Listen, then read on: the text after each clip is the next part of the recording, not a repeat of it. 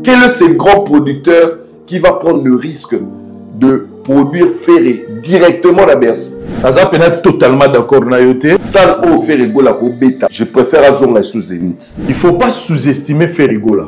Azonga Olympia. Mais ce que je vais simplement dire à citoyen du ciel, que Ferrigola, Azan a fanatique, la poto baza est belé. Cet artiste, rien ne décolle, rien ne marche.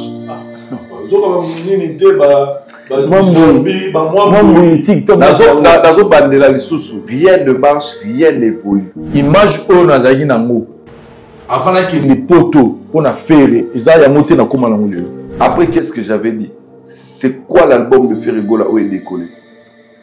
Si tu as notre dynastie, ça évolue bien. Ça évolue où? Ce qui te la Ferrigola critique, tout ça la critique pour avancer. Et non pour accommoder la Fali. Il m'a énervé parce qu'il a lobby ma bêtise, ma casse sur Ferrigola. Je n'ai pas vu un endroit où Trésor a incité Ferrigola. Oh non, son nom est vrai et puis vérifiable.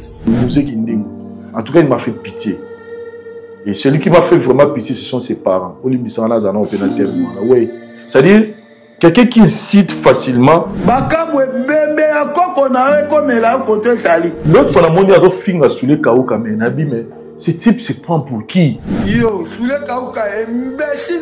Garçon est comme un ninamo. La voix du peuple, oh, la voix du peuple, oh, c'est bien, oh. Vincent Chilouise, étoile de la presse.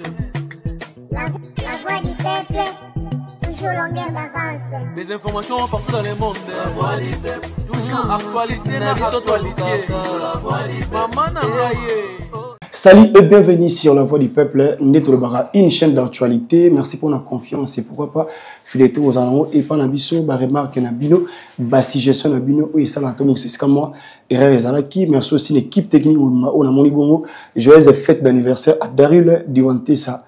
Les amis Kolnaye, que du bonheur frérot, pourquoi pas aussi à Château Kolo, réalisateur Yanzambe, et Sengo Makasi Lelo, il a représenté le sous-tribunal à Mokona Lelo, comme d'habitude, nous avons Vincent Chilouise, na citoyen Nissel, na bango tourné que cela vraiment, si tous les actualités, Vincent Chilouise monté là.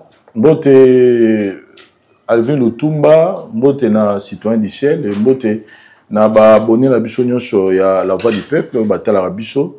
Et je profite aussi pour présenter, pour souhaiter plutôt joyeux anniversaire à Dari Diwantesa. Donc, joyeux anniversaire, les gars, vidéo tout. Pour être là, joyeux anniversaire à Dari Diwantesa. Donc, Dari Diwantesa a parlé, à famille, donc, à Neuez à la Nemore à Kitoro Souponaye, à Ramuto et Kenene Azulinga, et tu as Abala. Abala qui est na poto. Voilà. Avec un poto fort. Poto c'est la option pour les. C'est toi Dissel, bonsoir. Bonsoir Lutumba, cadet de la presse. Bonsoir à tous, Vincent Chilouise. Alors, cadet de la presse. Non, moi en tout cas. Joyeux anniversaire à Daril Diwantesa, il y a 4. Voilà. Donc, so Moni Rayo, il y a Céline Boué, donc. Voilà ma œuvre Daril. Joyeux anniversaire frérot. Profite de ton jour. On a vu que dans une vidéo, les clients sont bons. Il y a bis aux soirs. Donc. Oui, là, dans ma soirée, il y a combien de 1000 personnes. Au vidéo, tu as donc, merci d'avoir abonné. Il y a La Voix du Peuple. Là, c'est là sous Vincent Talba. On a non abonné. On va t'aller à Bisso, Basile, Bakor, Landa Bisso. Bon, finira la cloche de notification, et puis bon s'abonner et ça bien. Voilà, merci beaucoup. Voilà, et tout va dans la version Tunis.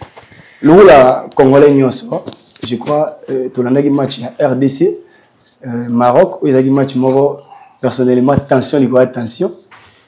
Mais tant que Congolais, je pense pas que au talent qui a une réaction pour la match.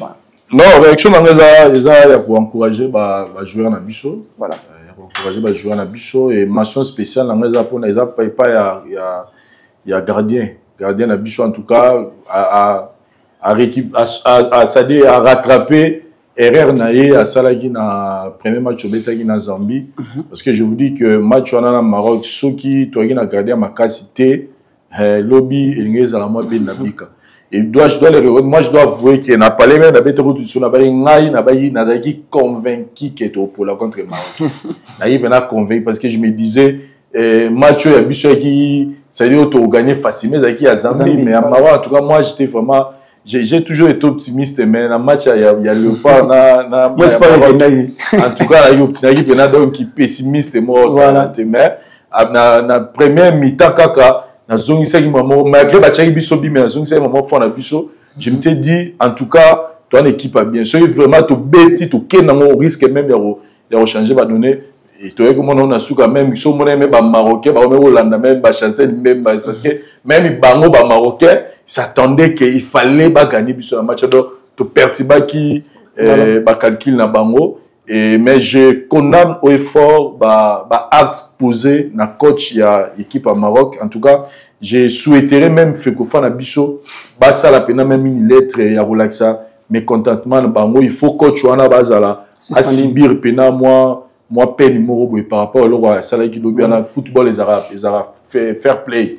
Ils ont l'euroté si quand il y a fingana et surtout les cambo il y a qui traité poso tout ça raciste en tout cas ce sont des choses que Bisso toujours condamnant et puis courage na Chancel Mbemba hier tu as démontré combien vous allez capitaine il fallait conserver score voilà il fallait conserver score voilà parce que déjà le fait que Zambie na Tanzanie est nul donc il suffit que Bisso topé parce que toi qui t'as donné mata adora Tanzanie au Maroc mais c'est vrai qu'on sous-estime plutôt Zambie Zambie au Maroc mais on sous-estime jamais son adversaire donc on sait qu'on a joué en Bisso parce que la Bisso sous-estimer Tanzanie voilà d'ailleurs il y a un adage moi on sous-estime jamais son adversaire on a dessin numéro Sangoku végétam dans le on ne sous-estime jamais son adversaire donc à tout le monde les mal qui va rebêter pour limiter donc net Maroc lui va sous-estimer Bisso Monica qui ceux qui bakambacha penalty wana mais to mener ba on le but to gagner ba on D1 courage na bakambu jogo na biso congolais to tika pe mutema wana ya c'est-à-dire to lingara maramte ça arrive ba Cristiano Ronaldo barata ba penalty ba Messi o ba ballon d'or barata ba penalty joueur azana performance na journée ba joueur musupe ala performance mais journée wana akokite donc tous à la pessimiste maintenant et tous à la optimiste na pour na ba joueur na biso et na pesi sous félicitations na ni Meshak hein comme na Meshak en tout cas Meshak en tout cas big up na yo en tout cas biso tout Congo to na sima na bino je pense que mercredi to recepe la Congo parce que bon kende quart de finale donc voilà un peu le rôle voilà merci beaucoup n'avait pas cité initial n'a toujours à la mamoura ya mboka parce que ils ont concerné biso le 20 janvier et tout le monde a eu bon au stade des martyrs président Eli Fachi ça a prêté serment na point de vue. En tant que Congolais, tu observes qu'il y a un total qui a repé. On a mis vraiment un patriote parce que au-delà de tout, au-delà de ma division, différents la biso politique, quand même, c'est notre président et prestation serment pour la biso total, on a l'issue à Kozela Makambo Oyo et Koya Sikapo dans 2020. En tout cas, tout ce que je peux dire dans le bas que tout ce que le président a dit, agira qui devant la nation et devant la constitution le 20 janvier et ça la différent na Oyo à Salaki na 2019 to 2018 pour la élection donc c'est-à-dire Makambo à lobby et Monana et Salama pour que avancement mo cannabis qui est bien. En tout cas, là, la PCA kaka bonne chance et en tant que Congolais, tu dois accompagner na ndenge na biso, na manière na biso de loin pour que. Est-ce qu'il y avait quelque chose où ils ont qui le discours on a selon pour ça il y a population parce que le bagage belé mais là mon pays il fallait pas le bas soulever mon point haut. Tout le monde nous dit tout mais tout le monde. Non bon, au fait, discours est là discours est là. Non le bas congolais, je parle. En tant que Congolais, discours est aillé, il y a des présidents, à la vision où il a présenté Bisso. Et Bisso, oui, Bisso mingi to le la kina les amis social, les amis taux d'échange, les amis insécurité, ça va est kuna état de siège pe umeli mais jusque là peut-être solution et les autres sont vraiment bien té il y a on bisao tout ce que le président a dit au biso to osé là parce que biso ba souverain primaire ba o to pe sara mandat to pe si mandat na ba o ba voter te na ba o ba voter to pe si mandat to osé la sco ba entente to osé la ba résultat sur les athées on va sanctionner pour les échéances aux ESOA. Merci beaucoup. C'est très important, c'était lycée. Voilà. Vincent Louise, si on va s'appeler dans le citoyen lobby, ça ne dérange pas. Mais je voulais te le là. Monsieur Stolanda qui va vidéo. Brazzaville, comment est-ce que Warrior, Bakolo, Bongo, Inosibi, réaction par rapport à ça. Parce que ma vidéo est circulée partout.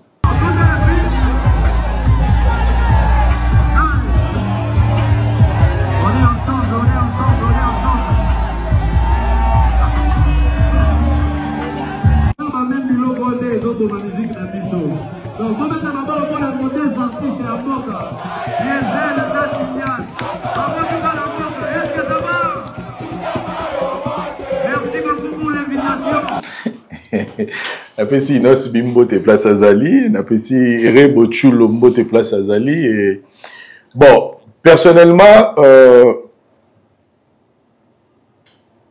et là moi ils ont moi difficile à ressortir dans l'analyse mais on met pour dire que les lots musique n'a bichonné comme au Kendele et comme il peut et comme plus sérieux. Voilà. Plus sérieux dans le sens il y a esprit oyo fanatique à commis dans lelo.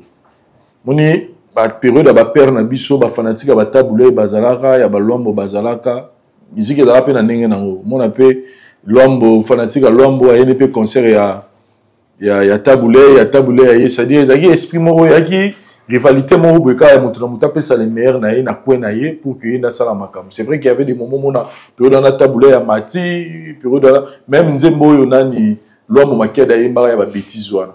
Oui ba li solo nango. C'est-à-dire que nani taboulé ya azo beta tellement battu lombo banzembo azo beta zo simate.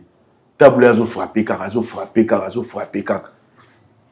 Lombo beta nzembo nzadi ti mkomsubo lombo na inde to 27 na mamiseto ezanga bi photo sala lo mo boye o mena do ba c'est-à-dire o to benga base do photo créer lo mo ba fâché ba to ba loba kota pena boye bo nzembo pena boye bêtise kota na kati nzembo ala ka mukule bimaka boye lobi na ta nani Franco Makala kota na prison Makala côté prison Makala donc il y a des gars né à bon mais dimanche Rolanda à ça la plein mot na inde toi dans la salle te bana musique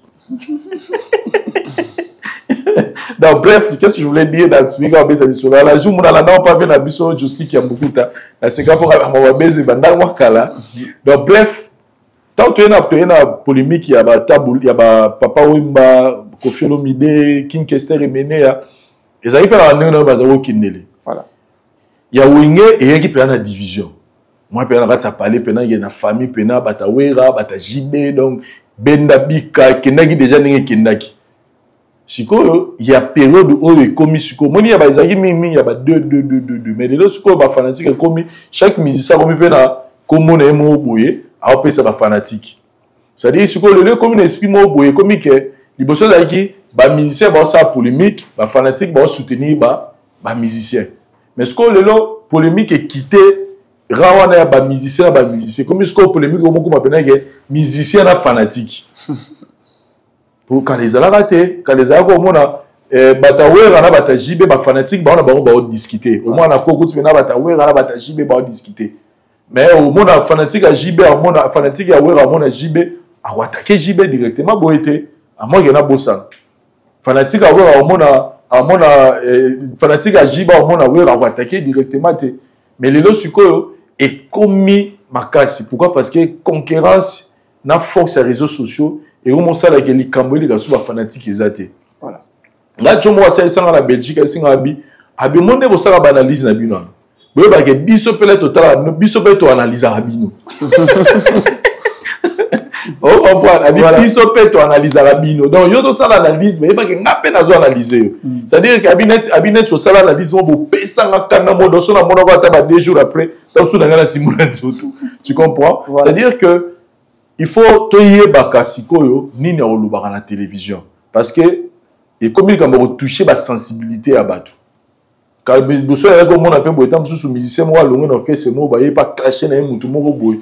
Lobi pas autant na ne peut dans zela n'est pas l'aise mais le comme pour moi appelle boy de que lobi di kamo lobi pour moi ni boy. Bah yeli ono na ba commentaire bah yeli tara chanson mbemba moi logo ba liga ba sala entre na coach. Voilà. Faut autant la Instagram ma chanson mbemba. C'est-à-dire que on attend que tu aies physiquement, on a compte. Physiquement, pour mon iba, tu vas bounder. Donc, on a lancé la biloko ezoko sala que musique na biso connaître ba bloko bongo. On a lancé na ba musicien en général. Je m'adresse pas à nos musiciens, mais je m'adresse à tous nos artistes musiciens. C'est pas beau yo sala spectacle na yo. Mon à moi parce que c'était pas tout le monde. Mon gars, moi groupe moi ya batou, ba ochasi na ya ba aigle tout ça ba warrior.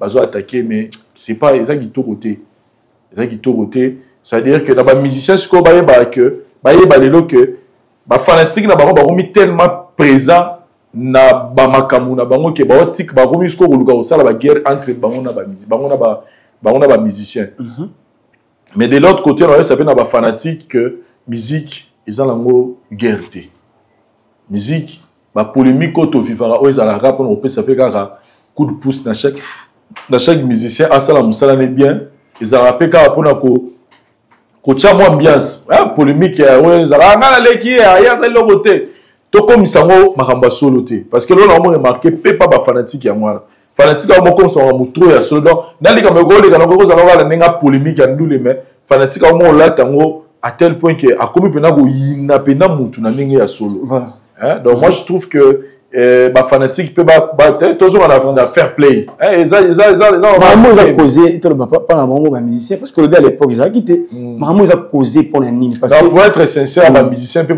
la plupart de la réaction bon ça peut causer dans ba musicien je parle pas seulement du nosibi et nazu ka nosibi on a le là c'est à dire que ba kawana ba ka bon ils ont la plus causé na bango ba musicien na ba discours na bango ba ya na la télévision parce que pour mon warrior, tous à la sincère aux tribunal. Pour mon warrior a attaqué Nosibi, c'est que warrior a dit que Nosibi a un discours il y a bien été pour na warrior suprême na bamou. Ce qui, je pense pas, ce qui Gali Garvey par exemple, la limite va gagner ça la bombe. Ce qui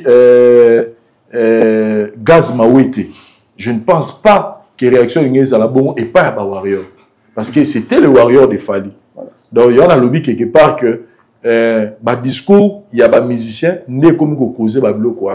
Alors que nous voulons que la musique est à la peau à tout le monde. Mais ça, tu dis, Maramo, ils ont risqué parce qu'il y avait aussi les fans, il y a une autre qui est présent. Tant qu'on a peut-être des réactions à des warriors, vis-à-vis des artistes. Est-ce qu'ils ont révolté, moi, et leur mot, entre les fanatiques, parce que fanatique il y a peut-être golo on maté warrior traiter faire rigoler de tous les noms éviter par rapport à ça il y a un niveau polémique comme les musiciens il faut musicien ça là déjà très attention si polémique comme qui est faux moi na gare du midi na Bruxelles na la bande comme va singa pena na chroniqueur mo ba bimko ba kutane on a ba obeta e mabe baba fanatique ya musicien mo bobo voilà ba isinga ke moni so moni ka no temi bo so yaki chroniqueur X mais toneto mais héros tam susu le mbanga se déclassaki au moins niveau ma musique au moins kende comment ke mabe et comment c'est-à-dire que les aïe so OK poto ozo banga peut-être okutana combattant peut-être mais le comme isko o banga peut-être le bail kamo contre Ferré to contre Fali to contre héritier aucun place beaucoup tabatune wana pam susu bazara na rage no ba menacer ne ma be comme okende ya on azo senga na en général na biso bato to ça même ba biso ba analyse voilà na ba musicien ba moko parce que ba musicien même biso lelo on est des influenceurs na réseaux sociaux c'est-à-dire ba musicien ba ba influenceur il y a ma casse ko les gars biso ba chroniqueur ba youtubeur c'est-à-dire ba ça l'attention na ba discours na ba parce que comme ko toucher la sensibilité à tel point que moto déjà comme ça na niveau comme na niveau extrêmement violence na ko beta moto c'est que comme na niveau moko ya mabe na niveau que ba ko so pe motanga ni ba beti tam susu azana problème ne mo na santé akoya kufi ils a bien été pour musicien yo mo na conscience na yo vanda bi ah moto mo ba kufi po ba fanatique na ba beta ki ozana moi ikamo na conscience na donc pour nga et comment qu'il faut biloko yo en bref ezoboma musique na biso ezoboma fanatique fatika na niveau na ye nde to mona na niveau Europe au mona fanatique ya Gims fanatique ya Nakamura fanatique ya Mac Potba ce qui va débat ils ont mis la musique parce que le débat les comment il va vie privée il y a on lobby c'est-à-dire que ba débat ils ont na niveau musique voilà moni ba to kutu ba liya pena bonga musique parce que moni biso na Congo ba mission ba do liya bonga musique baza otanga na misa o lelo ba vandis ba komi na ba vie ya danger pour la musique baza otanga na misa musique ba to mi lelo bazo lier ça non musique sur bato yo bazo lier penza bonga musique c'est-à-dire akoma bena millionnaire azo ba disque d'or ba platine ba nini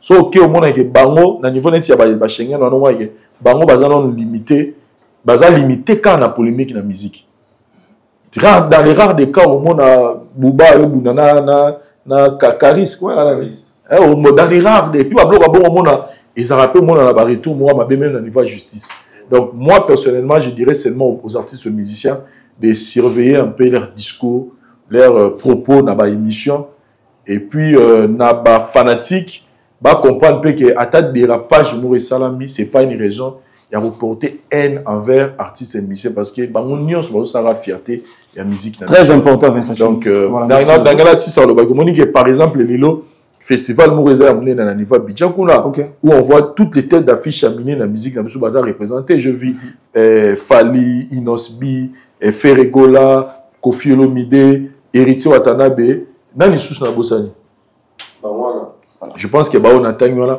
on dit que biso net aux fier au monde que bakei ko beta kuna donc fanatique à comprendre que musique eza place ya au sema des rôles ça ba rendement de quantité na ba musicien pe ba fanatique à lelo ba otika susu eloko le kate mais courage na Inosbi au-delà ya wana événement les gars qui bien tout monde ni ba sepela ki ba yemba ki parce que na telle image na page na monique image ça qui vraiment en tout cas ba to qui nesero moi incident là ça peut arriver mais donc bref tout le bel par rapport à merci beaucoup Vincent Louise c'est un lycée il y a polémique moi isolé car mais il y a personne là c'est la dernière information aujourd'hui parce que là tu belé besoin à moi ba contradiction pour na ba jour au papa table habitant Olympia dernière information ça en tout cas pour le sujet wana na zotanga article moro ya RFI.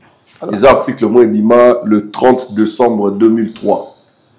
J'espère que maintenant vous avez réponse. Et là on a un article de la château au poster en 2003. Okay. Le 30 décembre 2003. Mais ça va attendre. Si ça dérange pas. L'Olympia a aussi accueilli plus de stars. Bon, on les a titres. Naïe.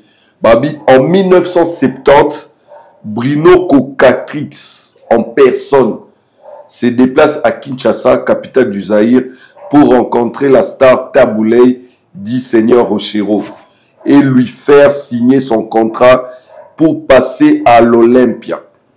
Symbole que l'Afrique a aussi largement sa place dans une salle ouverte à toutes les musiques. C'est en fanfare donc que l'Afrique investit l'Olympia. Le 12 décembre 1970, avec un spectacle nommé Fanfare nationale du Congo-Kinshasa. Le grand Taboulay Rochero donne 34 spectacles en 16 jours.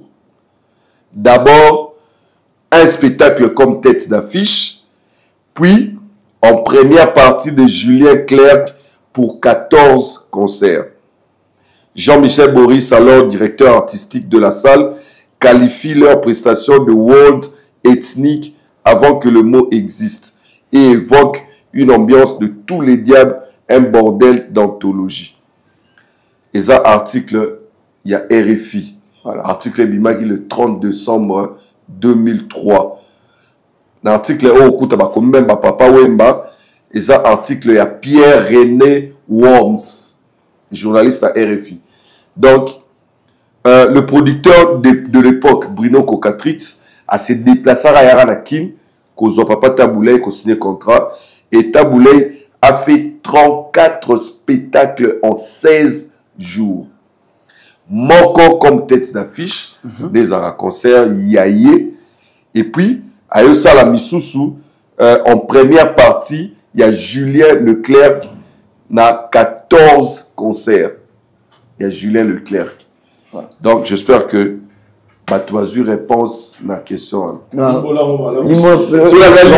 la lingala, et ça que Taboulay a bétaki 36 spectacles na Olympia de Paris, mais dans 36 spectacles, Moko et Zalaki en tête d'affiche. Netomo que Fali Poupa, Ferregola en concert. La Arena. Voilà. Moko en tête d'affiche. Et 14 Azaki, la première partie, il y a Jean Leclerc. Déjà, le rôle à Petit Fali. Nega Betaki, première partie, na 2 arènes à Fali. Azaki peut la Bruxelles. Dans ça, 2 concerts. Voilà. Donc, l'histoire retiendra que même tant au Kola, artiste Petit Fali, à Salaki, première partie, il y a 2 arènes à Fali Poupa. Nengemoro Taboulay à Salaki, 14 concerts. Dans la première partie, il y a Leclerc. Mais Yemoko, en tant que chanteur d'affiches, il a eu concert Moko. Et dans le 36, comme il a eu festival au Babengi Fanfare national de musique congolaise, et ça dit que ma prestation est Yaki na Katswana. Donc, s'il faut parler de production, Taboulay s'est produit 36 spectacles dans Olympia. Mais s'il faut parler de concert, lui-même en tête d'affiche, il a concert encore. Voilà.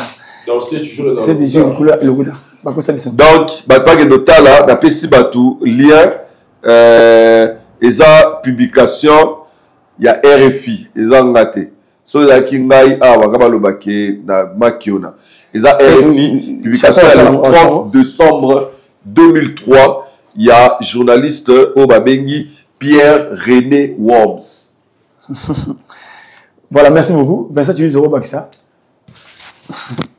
En fait,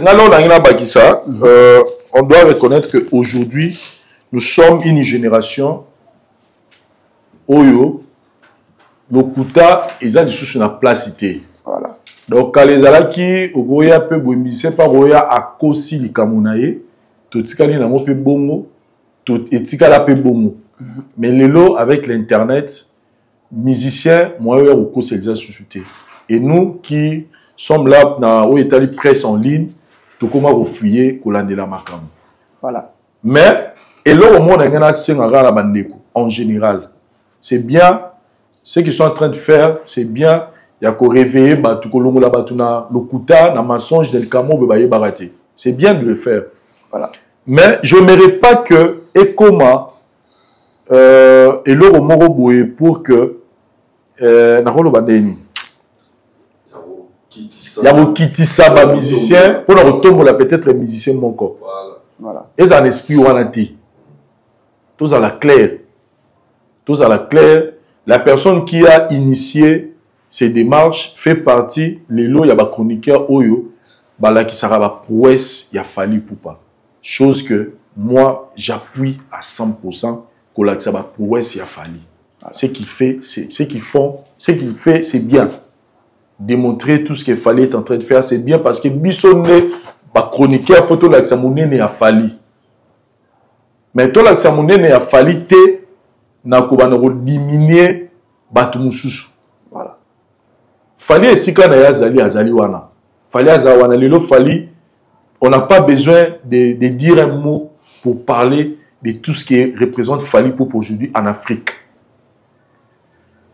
On n'a pas besoin de mouiller ba maillot. Non. Ce que lui-même est en train de réaliser dans la carrière est tellement suffisant pour dire que 2 ou 3 mots pour comprendre qu'il est aujourd'hui parmi les têtes d'affiches, il y a musique, il y a Afrique, n'est pas dans Bissau art.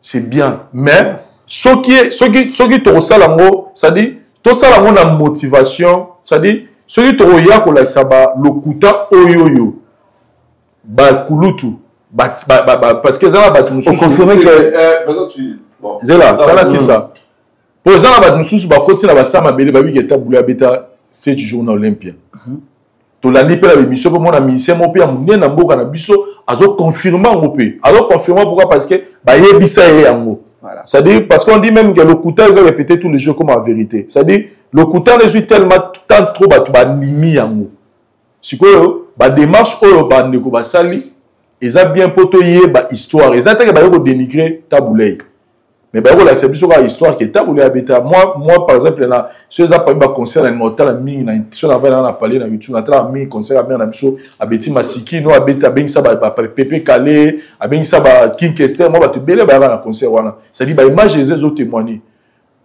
ya on a lobby to sala yango pas parce que to lingi to la kisake fali azam nene tout ça là mon esprit wana te hein parce que ekozanga base et d'ailleurs so comprendre ça dit golo ça dit oya na information mo ya solo mais golo otala mo kutu te d'ailleurs so comprendre normalement ça c'est spirita ça yoko kutu te mais olo wa makambo eza ya solo mais tellement opesa position mo boye et ça que Kofi Filto, Kofi Yet, a olingokuto yokote. Alors que ozoye la connaissance, et qu'on apporter un plus na wetali culture na yé personnel. De l'oka ngana lo bayangwana. Je vis, il y a eu beaucoup de gens, ne connaissent pas, na cité na wa komba batu, mais je vis quelques personnes, na moi même na des fois TikTok, recherche, même na niveau YouTube, na mon niveau bandeko bele ba recherche. Je les applaudis, ils nous ont aidés. Otoye ba leloke. C'est-à-dire, dans ce cas-là, on est tout va salir recherche, on comprend que c'est pour nous.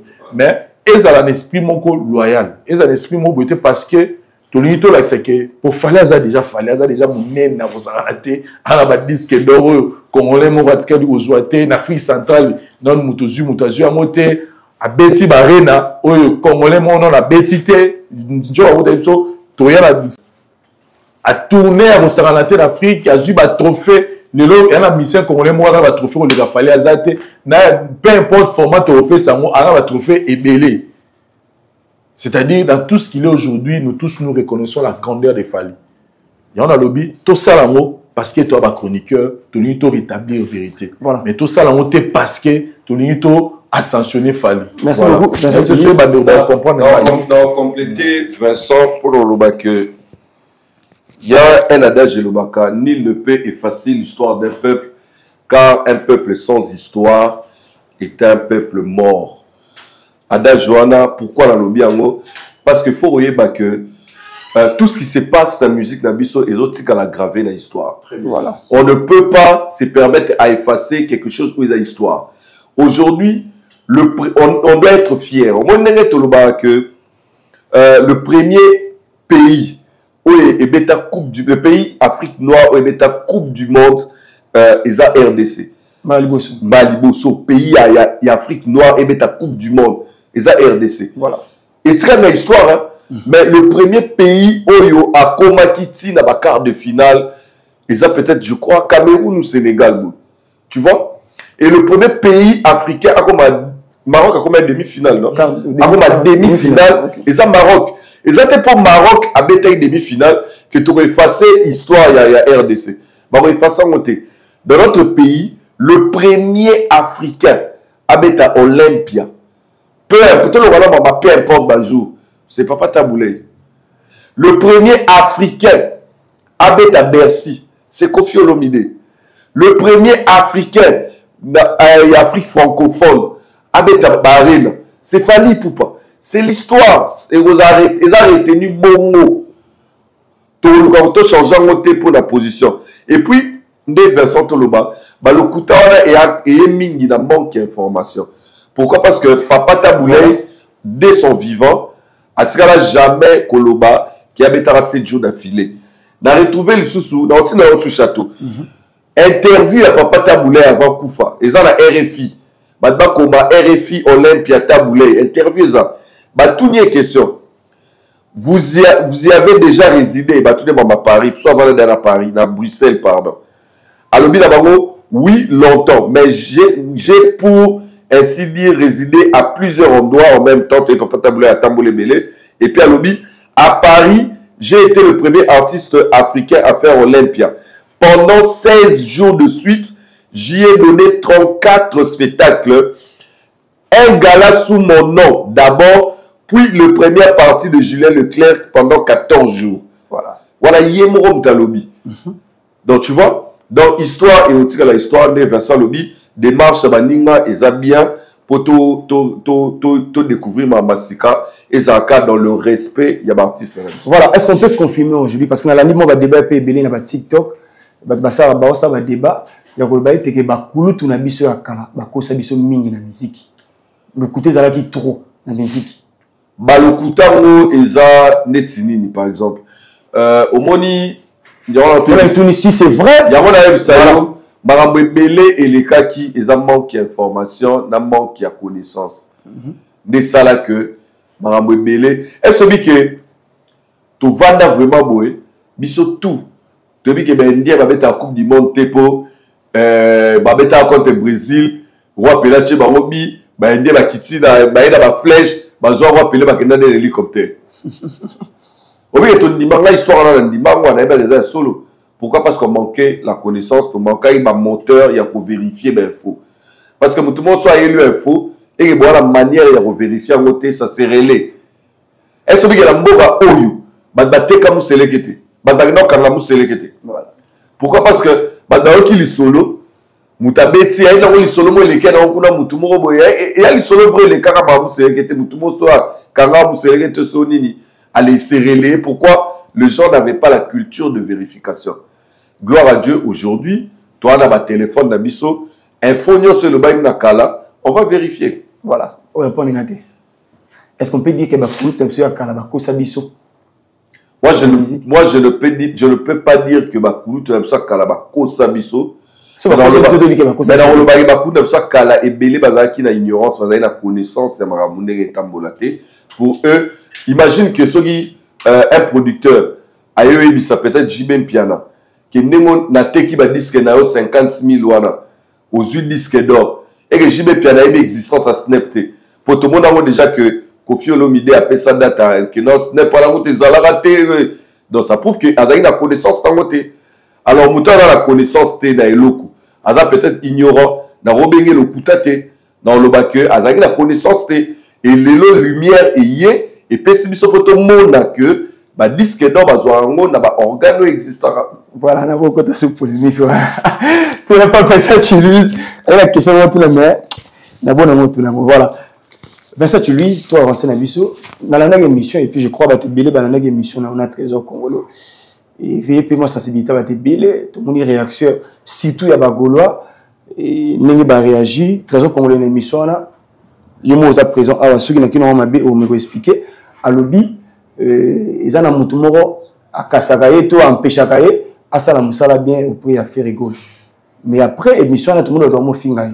Est-ce qu'on peut confirmer que Moutouane Datini va faire un trésor congolais? Parce que tout le monde dit que musée qui dit que fingaye, tout va traiter dans la communion. Oui, maladie moi comme dans les réseaux sociaux, pas dans bicho. Je pense vraiment que Neronangai continue bicho Christian Bosembe. Voilà. C'est vrai que c'est un peu difficile de gérer notre secteur. Il y a les réseaux sociaux. Mais un peu au bord à moi, les kaka. C'est vrai que nous tous, même moi qui parle de fois, ça va dérapage. Je ne dirais pas que nous sommes sains. Sur nous, tout ça, mais un peu au bord à l'issue. Parce qu'on irait, c'est-à-dire réseaux sociaux et comme espace où les insultes sont faciles. C'est-à-dire, il y a un placement donc, c'est-à-dire placement à finir facilement comme un réseau social. On a l'éducation toujours, tu dis que film les amabis. Voilà. Injurier les gens, c'est quelque chose qui n'est pas bien. Au-delà même, il y a aucun no ba funda yo, qui est de l'état de yo mon personnellement, il dit que film les amabis. Parce que, en fait, les incites reflètent l'éducation que Moutazo a. Parce que Moutazo a bien éduqué. À la base. tu ne verras jamais passer dans une émission, dans les réseaux sociaux, inciter les gens. Nathalie Ndegouana, Mouzé Kinding, en tout cas, il m'a fait pitié. Et celui qui m'a fait vraiment pitié, ce sont ses parents. C'est-à-dire, quelqu'un qui incite facilement. Et puis, je me pose la question, hein, vraiment, je m'adresse vraiment. C'est-à-dire, je peux dire même, il est pire, plus pire que Jaël. Il est plus, peut-être TikTok. L'autre fois, on a finga sous les kaouka, mais ce type se prend pour qui? Azo finga sous les kaouka, na ebisio na niveau moboué. Nga mona ko kiti na bime. Yo, sous les kaouka, mbesi na yo. Yo ko la député na mboka o. Étranger. Garçon est comme ni nango. Obi, ba blague na sala wana ba cha suki ciao wana.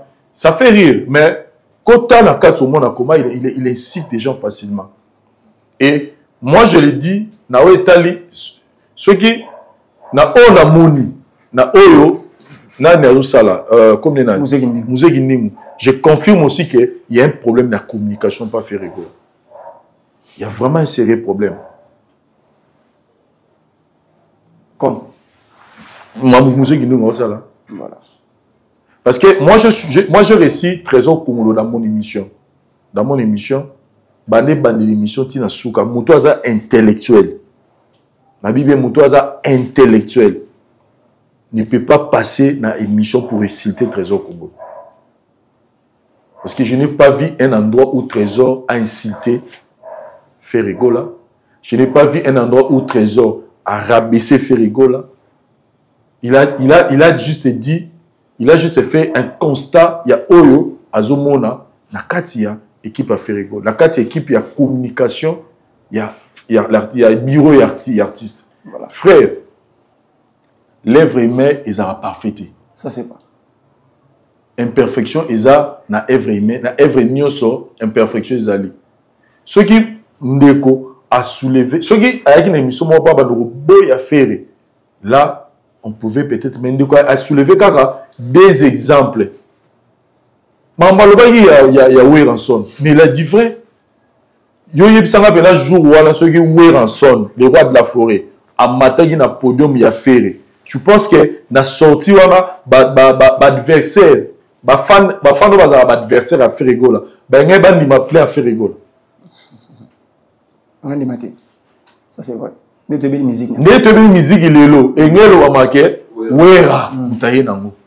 et quand des gens prennent ce genre de décisions, au bazar proche, il y a l'artiste Ferrigola.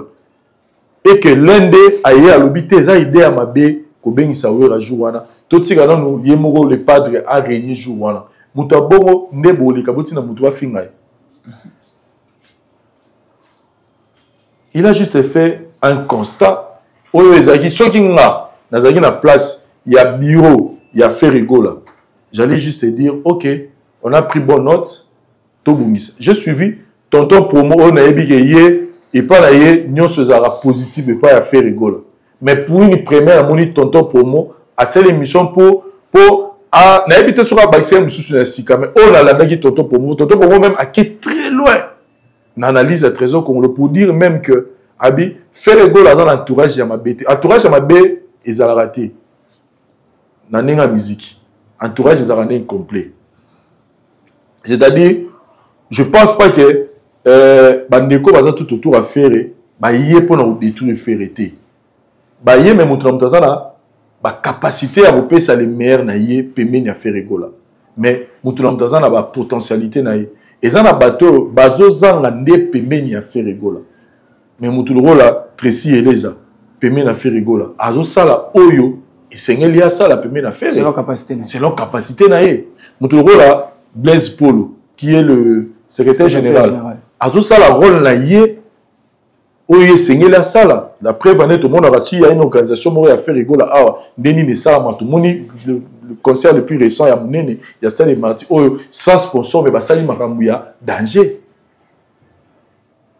koleka peut-être concert ezaki avant bango bazaki peut-être na sponsor ata moko. Je parle des concerts héritiers Watanabe. Tu vois?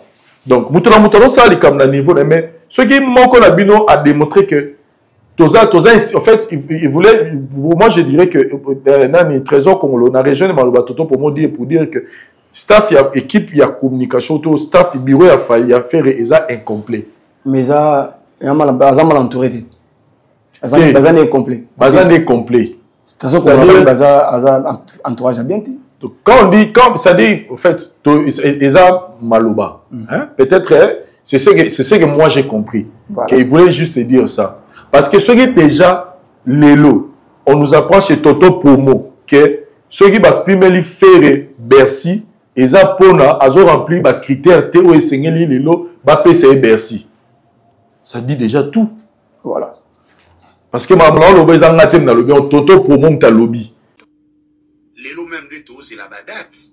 Je vous préviens, ce qui fait rigolo la à disposition utilité par rapport à besoin autour il y a équipe naïe. Oui, fait rigolo la robette à grand concert en Europe. Mais wana à condition gaulois au somba novalgine na paracétamol pour bando kaka mutu passe. Parce que même les concerts il y a Bercy. Ce qui Lélo et Rata qui entre autres parce que Salamaki na norme il y a Lélo té. Parce qu'aujourd'hui, les salles, arena, accord arena partout, on a besoin de toi à un bon côté. On a besoin de toi à qualifier à un agenda.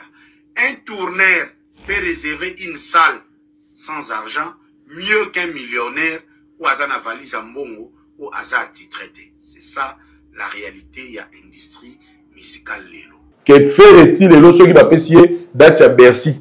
Et ça parce que ils ont rempli les critères de sécurité. Les gens se commis dans les critères qu'il faut remplir pour les gens. Même ils ont des millions de gens. Ils ont rempli les critères de sécurité. Les critères de sécurité pour faire remplir la montée. C'est-à-dire que ceux qui font remplir la montée, après tant des années, ça les carrières, on a essayé qu'il y a des gens qui manquent tout autour, il y a artistes, pour qu'on paye ça y est, comme ça, regarde comment là-bas, critères de sécurité la bête à Bercy. Oui, ça c'est l'analyse à Bandé. Donc c'est par l'analyse, il y a Vincent Louise. Quels sont les critères au Ferrego là?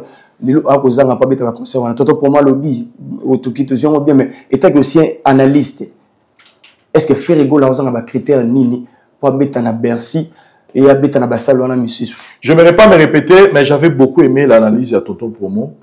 Comme je l'ai dit, pour une fois, Toto pour moi, ça lui a plaisir.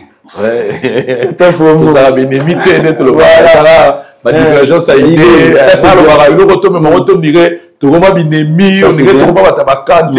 Divergence a idée, cause à la période, le bibo, il n'a pas de boyamo, donc, tout ça, mon esprit, on a été que tu commission venait à solo, que binemi, tu dis non, moi, je n'ai pas un problème avec lui. Et ça va là, tout ça, là, il y a un peu ça idée, il y a un peu de boyamo, il n'y a pas de boyamo.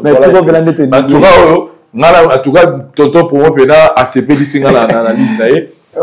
Ça va mal. On a le parce que tu peux quand même Toto pour moi. Non, les gens m'appellent. Toto pour moi, c'est ici boy.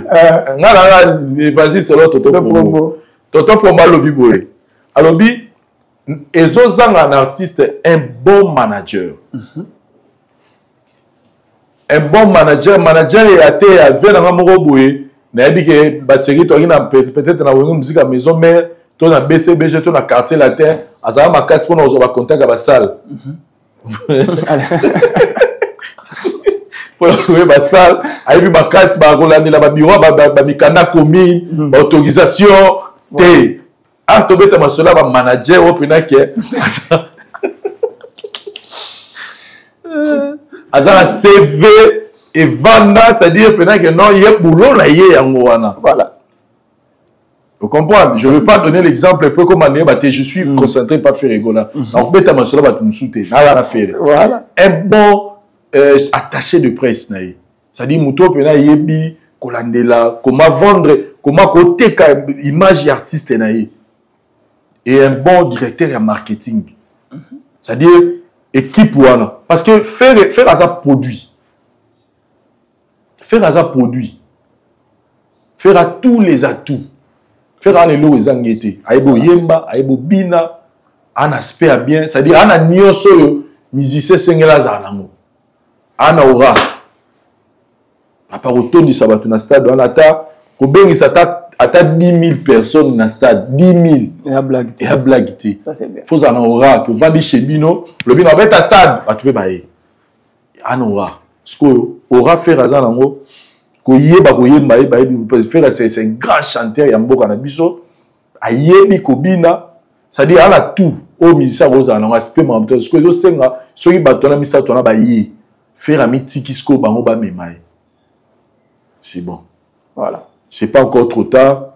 Na éviter ba critère en toto pour moi aider bisous ça sont ba critère en moi nini pour to yé ba critère ngoni ba boeli ba boyo fait ça faire Bercy mais au moins na boyoka pour toto promo na botala carrière à faire je donne raison à toto promo que il faut pas touana baya eza te ka que Mr moi c'est ça dans efasique comme on vidéo dans efasique avec licencié dans communication to repé ses charges à faire été faire la dossier ngazana bateau bana expérience déjà voilà. Dans le domaine professionnel. Professionnel. Ok, ça va y ça dit à celle de carnet d'adresse naïe. Voilà. À l'IP il y a un salle à bout côte ça ne pensez pas que tout le monde a l'élo pas par exemple et pas ba musicien nous se bien minene. Les arabes bango mo batu bakinao ba so ba contact ko anati il y a des équipes na bateau ba travailler ka. Bateau bakina peut-être contact mo repezo ami pour les même dans ba festival on m'a dit que ba enregistrement personne na marque il y a même ba blog télé c'est-à-dire il y a trop de choses à l'intérieur de c'est appelé que mutu phase à la moto à sala rango et na niveau faire ego là comme je l'ai dit ba ndeko baza ba osala na niveau na bango mais esenga ba compléter pour voilà, que merci beaucoup l'artiste na biso marambo ezala bien voilà merci beaucoup c'était Adissel le bien on espère ma BTA donc pour bateau ba moi interprétation Vincent Louise toi la tribunal voilà, c'était Adissel. Dans cette journée, tu as un belé à l'obé à Roloba. Sur le Baksamouké, problème T. Mais moi, il y a parce que quand l'émission Vincent Sarina, Trésor Congolo, question moi, Vincent Louise a tourné il y a des artistes. Après, c'est différent parce que Trésor Congolo, il faut reconnaître qu'à travers un Fali Poupa, et puis à travers un Ferregola, à super moi, tu as maîtrisé l'artiste. Selon l'analyse, à l'obé, artiste est mort à bosseur. À bosseur. Et puis, moi, ça va m'amener. Même si à ça, trop sire, na évité analyse, on a voulu bannir. On dit que soit la rattachant, la réponse, Vincent, à Autopessa. Donc, c'est pour dire, au moni, on a besoin d'exemple, tu m'as dit, on m'a balé. On a besoin d'exemple, on m'a balé. Tu vois, peut-être Lionel Messi, un sacré talentueux. Mais pour être ce qu'il est, à part son talent, il a travaillé. Voilà. Et le travail, ils ont qu'il y a une organisation, ils ont qu'il y a une discipline. Travail, ils ont raté au côté de sa terrain, on va nous balai. Travail, ils ont raté rep dans le mouvement. Travail aussi, c'est dans l'organisation, dans la discipline, dans la vision. C'est ce qui fait la différence entre les deux. Trésor Corona a raison. Pourquoi? Parce que surtout qu'il y a une organisation. On a un tribunal, c'est-à-dire les émissions on a ici, tu peux trouver la vérité, tu vas mission. Dans le but vérité, tu as continué. Oh, dans le but, surtout qu'il y a une organisation. Vincent, tu utilises l'entourage d'un artiste. Il faut que les gens sachent qu'en tant qu'entourage d'artiste, et ça, bateau, téléphone, l'entourage de l'artiste, c'est ce qu'on appelle l'équipe qui accompagne l'artiste. C'est qui le manager de Ferry? Depuis Aya, c'est qui le manager de Ferry? C'est qui le communicant de Ferry? Depuis le départ à Laurent Tendance, même quand Laurent Tendance a live, c'était quoi son travail en tant que communicatrice? Assa Akini. C'est qui l'attaché de presse de Ferry? Si déjà, page à Ferry, ils ont les gars 4 jours pour poster. Si même page à Ferry, dans votre langue, ça ne te donne pas envie de suivre l'activité à Ferry, c'est qui le communicant? Donc tout ça se voit à partir du travail dans l'organisation de Salon. Je te jure, oui, vérité, mon enloba, peut-être soit battu, mais la vérité. Sauf qu'il y a un logiciel, au batal performance de vente, il y a un artiste. Tu sais que Ferré, c'est un artiste en développement. Comment ça? Oui. Et ça, le logiciel là, c'est OK au côté. Dans le graphique, voilà. Ferré, on le classe parmi les artistes en développement. C'est-à-dire? Donc, artiste, moi, Azo Mata. Donc, comme il a complété. C'est un lycée. Oui. Je t'ai dit. Par rapport à tout ce que l'artiste a réalisé. Non, mais c'est ça le problème.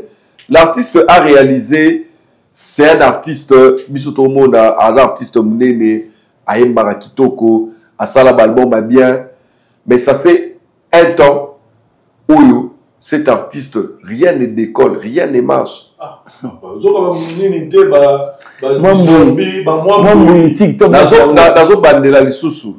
Rien ne marche, rien n'évolue. Après le concert, après combien de temps? Après, ça fait beaucoup de temps que la carrière de l'artiste ne décolle plus et n'avance plus. Dis-moi, tu as un terme à spectacle. Ça date de quand? Le dernier spectacle de Ferré Gola, le grand, quand je parle de spectacle de référence, grand spectacle de Ferré Gola, avant Stade des Martyrs. Avant Stade ou après? Avant Stade des Martyrs. Pour moi, je dirais que c'est mon stade, hein, parce que peut-être que vous avez un déjà Zénith, je pense.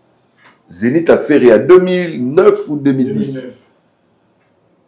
Ça, c'est le spectacle. Parce qu'il n'y a pas de concert de à Bercy. Tant qu'on a tout ça à Bercy, ça va être à concert. Pourquoi tout ça à Bercy? Parce qu'on parle de grands concerts. Le Toto, le Bamba, Olympia. Il y a Papa Taboulay. Ce sont des concerts de référence. Les concerts, on a Potézoni Kalaté. Papa, depuis 2009, il fallait un petit concert en 2020. Il n'y a pas de difficulté. Tout le monde comment est-ce que l'artiste est. Il fallait jouer le concert en 2020, oui ou non? Ouera, avant Bakanga, Nani, Mopao. Après Mopao, il y a un concert, il y a 2000, 2001 et tout. Après, il y a un Zénith, il y a un Elixir, il y a un Sindia. Tolomé Sukuna.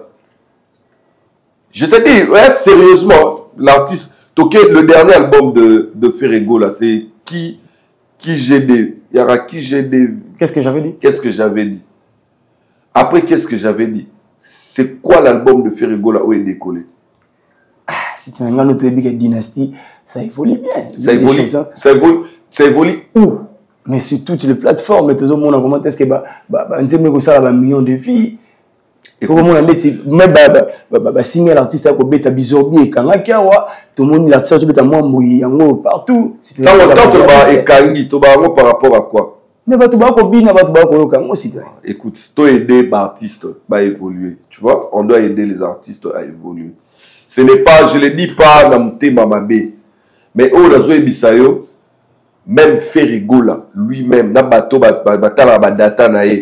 les réseaux sociaux, ils vont voir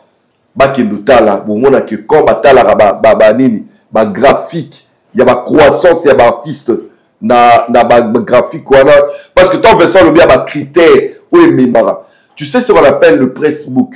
Au moins, les concerts, il y a Fabregas, à la Casino de Paris. Quand tu as la cité à Casino de Paris, tu vas voir, on a écrit une histoire sur Fabregas.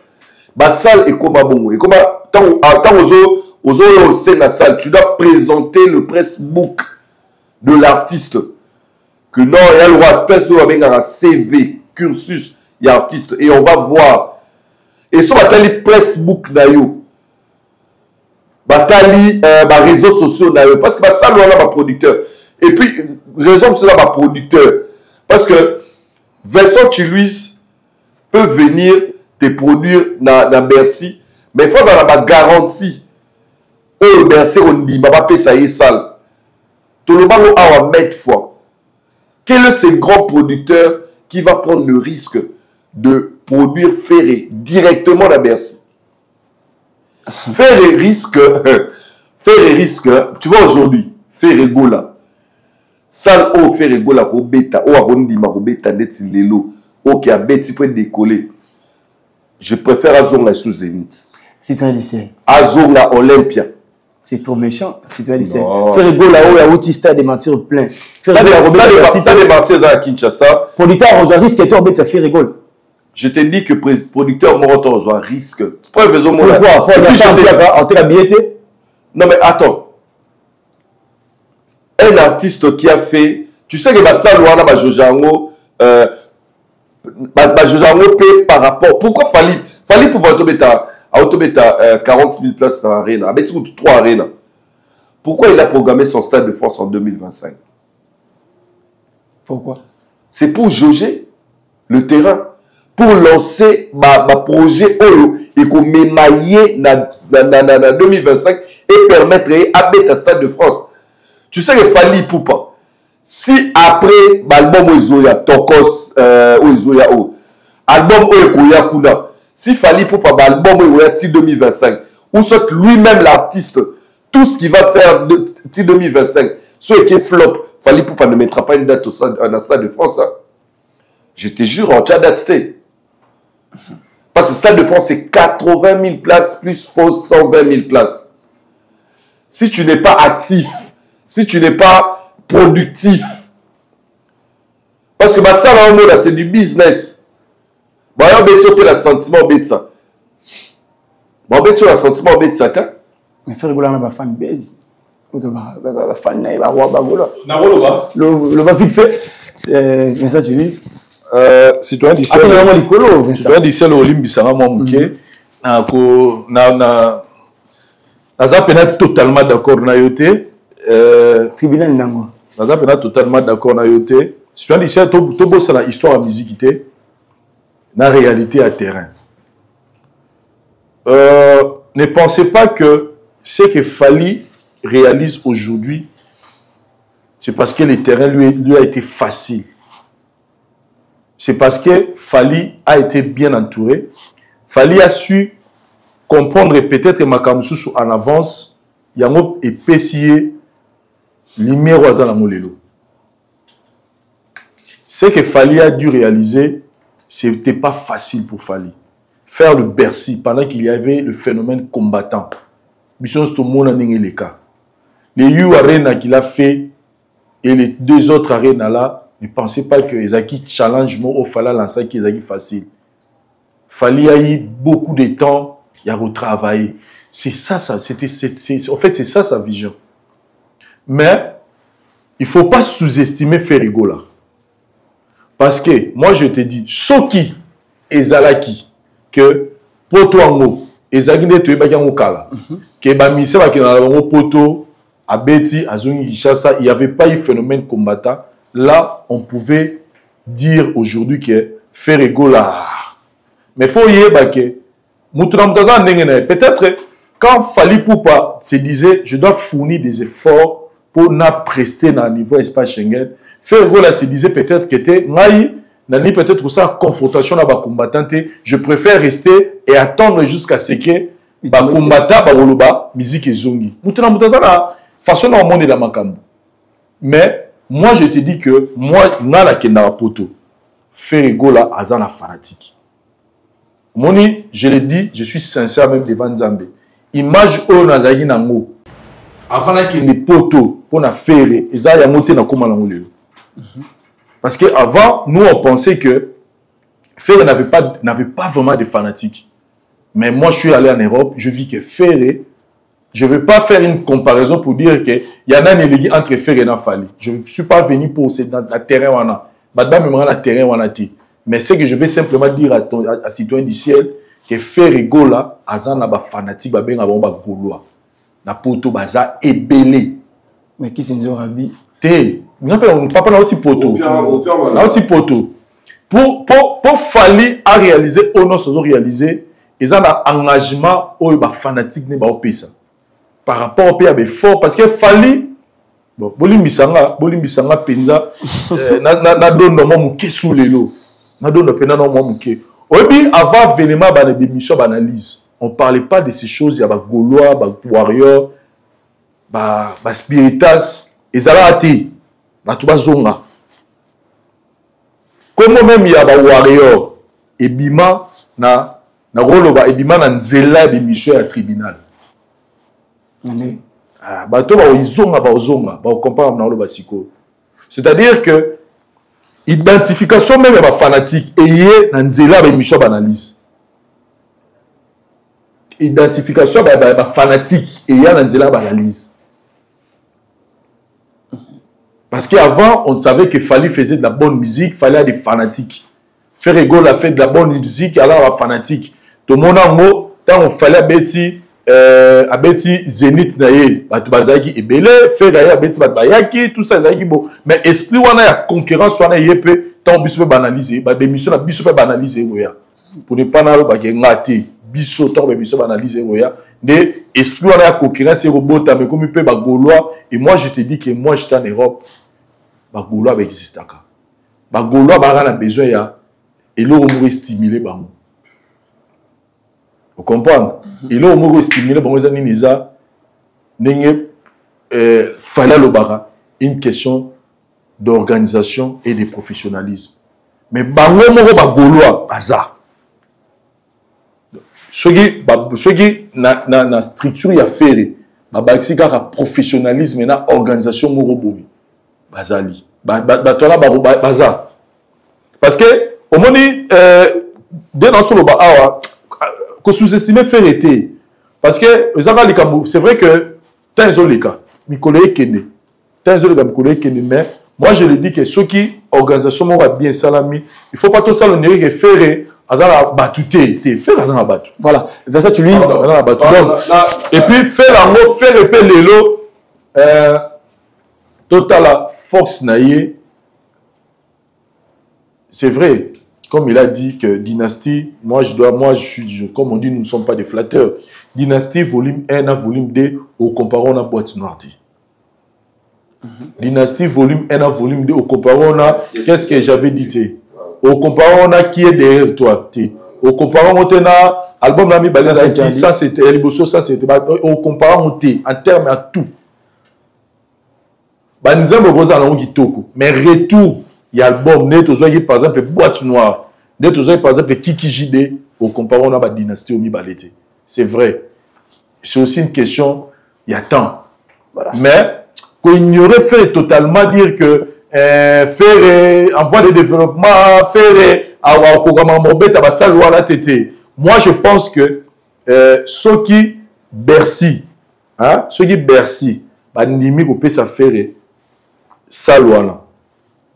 Et que organisation Yamalam ou Salami côté Maraboutou, je vous dis que faire en ça plein. Voilà. Merci beaucoup. C'est parce que aux temps il est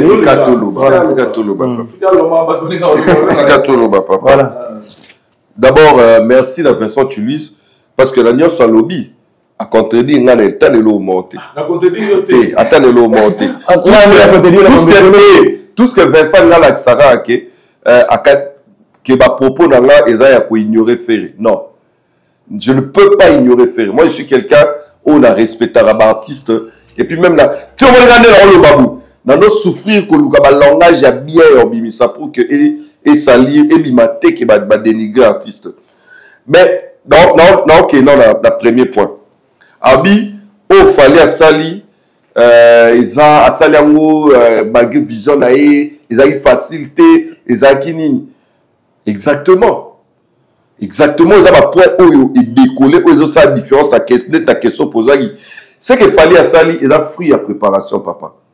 Ils ont fruit à effort.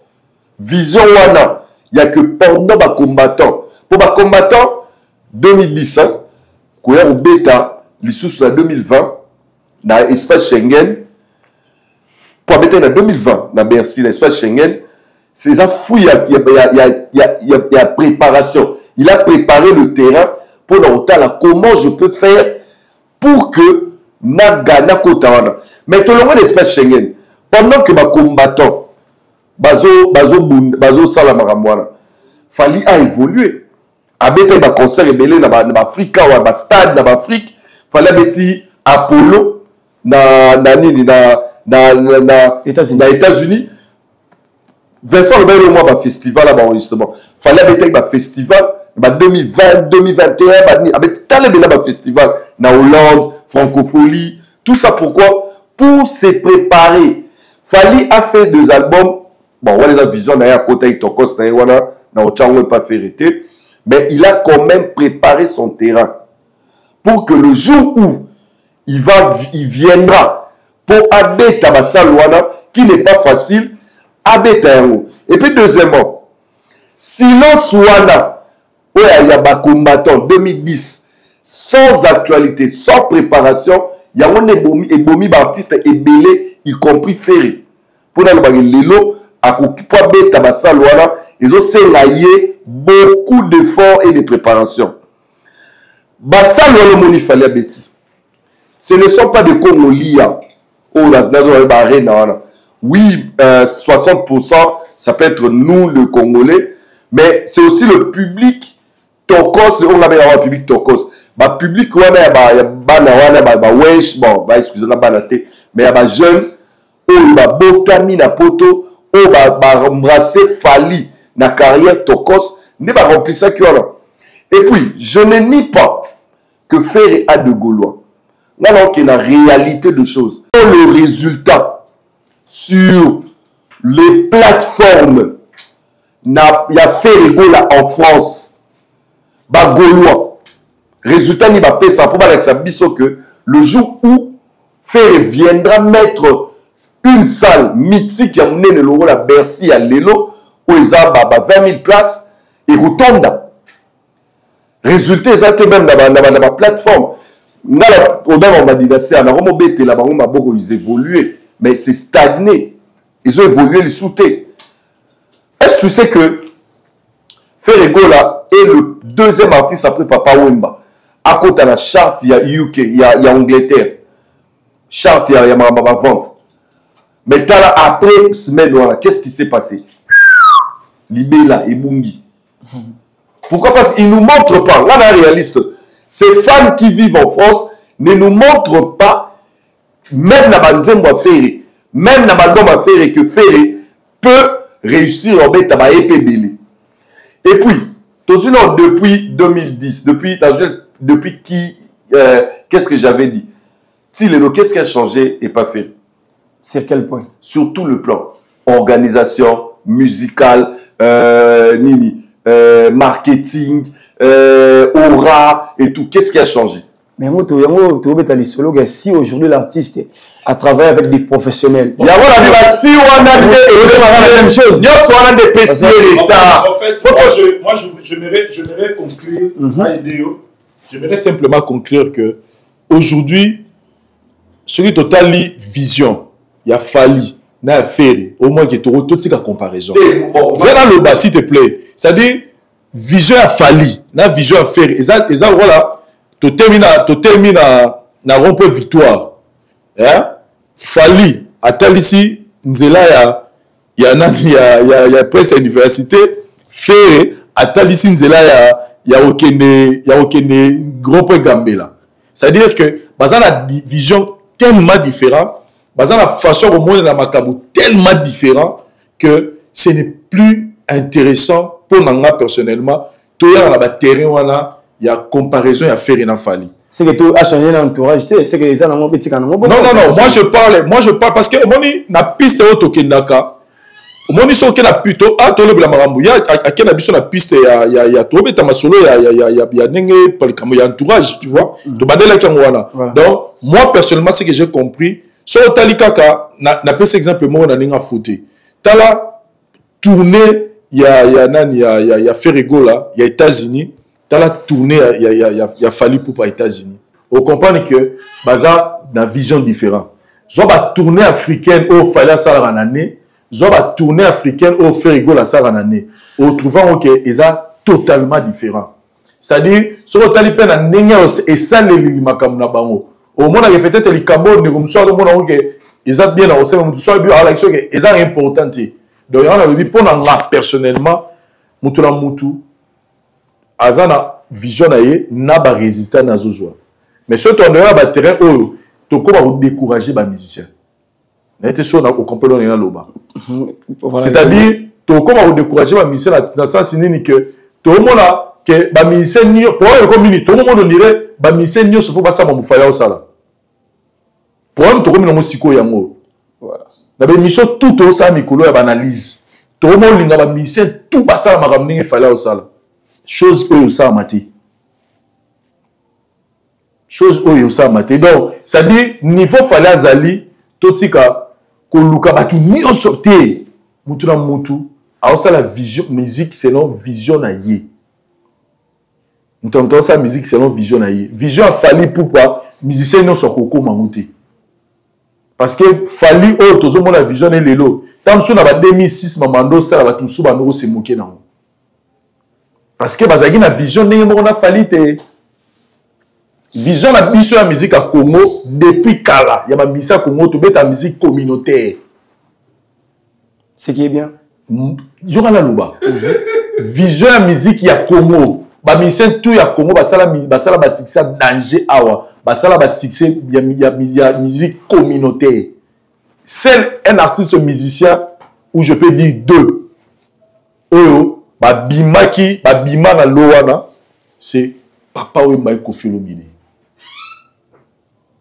o ba bimaki c'est-à-dire babo c'est-à-dire mususu musique ya libanda elanda ba ona makasi bato le roi par exemple ba Defao bato le roi ba Pepe Kale bato le roi ba Madilu System bato le roi ba nani na rotanga susu ba Mbuta Likasu par exemple ba Betty Masikini c'est-à-dire il faisait la musique pas pour les étrangers, il faisait la musique pour la communauté congolaise mais et landi ba c'est-à-dire libanda landi ba mais bato yo ba pousser ki mukie libanda ba pousser pena ba ni na banda ya mona même que je papa ba kufa ki tout le monde a presse internationale ninga mais la limite era mko kestera kufara la limite era mko kin kestera kufara ça c'est vrai voilà merci d'ailleurs si ça s'il vous plaît la limite donc pour dire quoi lelo fali a pousser musique na ye na vision na ye na ba place à komeli alors tout tika ko forcer baninga mutu na mutu na vision na faire égole na vision na ye azomona fo asampo so vanira bata faire wa obano obisa ba ba expliquer nini faire ça makamni bien si go passe zo ko maketo bo mona kaka yepe face à la ka lo falité fali asali vision na ye et memier place aza faire asali na niveau na ye et memier place aza ce qui te resala faire égale la critique tout ça la critique pour avancer et non pour accompagner la resala la fali n'était ce beau copain na oloba ce qui te repousser héritier Watanabe à améliorer makamunae to pousser améliorer makamunae mais non pour commencer la fali pour accompagner la fali toi mais combien pas battu il faut accompagner et ce que et ça la gena ba discussion mona bato bana banalisi ya ba obazaka ba profali ba koma sikoyo comment dire élément mo boya c'est-à-dire ya wa bwana mutu mo boye abiya na même araba les premiers na classe c'est-à-dire bwana na ba blogo yo et comment non totika fali poupa ausa makamuna dimension na niveau na vision na oza nango depuis azana ba bandal ba quartier la tête ya komi lelo faire égola héritier et tous les autres ba ça ba vision na bango. Donc, tout ce qui est terrain, parce que le terrain, il y a un moment, et comme on finit sa biso, et comme on finit, on a dit, voilà, si j'ai exactement sensible, tu es là, bon, toi, voilà, pour aussi ça, et ça que, dans la conclusion, Vincent Tulize, à partir de l'élo, Ferregola et Fali Poupa ne sont pas des rivaux. Ne sont pas de rivaux. Madame Arrivo l'issouté. Voilà. Donc, à partir de l'élo, Ferrego, là, il fallait pour pas se rivoter. Mais moi, si j'ai répondu, c'était par rapport à ta question. Il y a différence dans Baromi Balé. Il y a on appelle ça comme élément. Et pour te dire encore que Nande na mona makam, na mi soit réaliste né na mona bo. Si faire avant la toujours plus à l'âge. Si to kende boye na mona na mi soube. Même ça là est difficile. Voilà. Merci beaucoup. Analyse selon Vincent Tulize, citoyen d'Issel. Je crois que tu vas jouer par Nabango. Voilà, toi avancé. Vincent Tulize. Vincent. Voilà, toi avancé dans 6 scénarios. Il y a deux petites questions. Parce que tu joues pendant Mingi. Tu joues pendant bête. Voilà.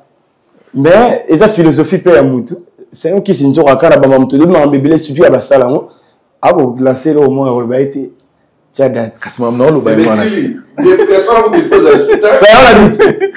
Conclusion. Tiens, date. Tout l'action va te. Ah, tu gagnes maman, on va te battre. Faut-il que la ramboie là. otika makambo wana. Selon conclusion avec ça, on va tirer dati. Exact. Voilà, c'est-à-dire et comme ce qu'on dit Kambuya, tout ça tout le belaka mutu na mutu selon niveau na ye. Selon plutôt selon pas niveau mais selon oui, niveau na ye, réalisation na ye, performance na ye. Pour tout par exemple otina mutu là limbisanga. Otina mutu là mutu na bina fila ozo mo faute.